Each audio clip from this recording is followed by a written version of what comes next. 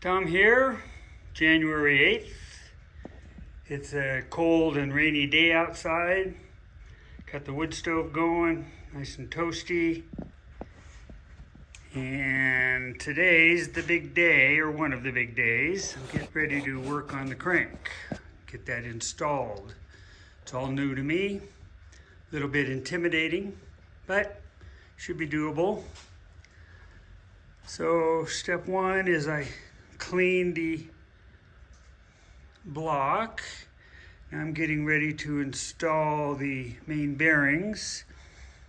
And if you look at, for those of you who build engines, no big deal, you know all this. I don't, but these are the bearings, and they have a little indexer which goes in to that right here. It's got an oil hole, so pretty much you just line those up. Okay, then I take a little brass, not a punch, but call it a punch, and tap here and here until you get that flush. Okay, and it sticks up a little bit, so I'll work on that. Anyway, so that gets done all the way along.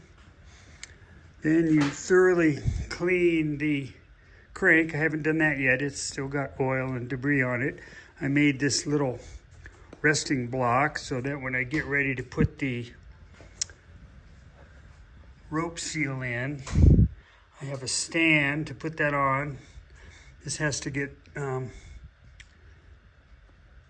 mounted. That gets not really mounted, but I'll set that in so I can trim this off, not doing it in the block. So there's that. These are the bearings. This is the lube.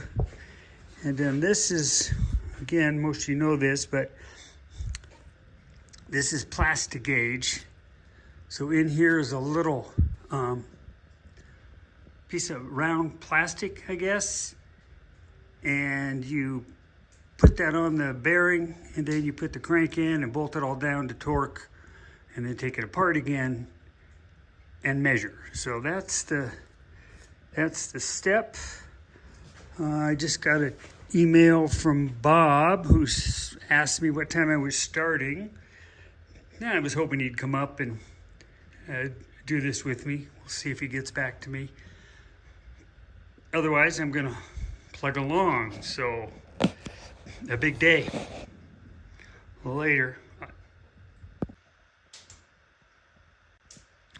Already had a scare because I'm so intimidated by this whole process.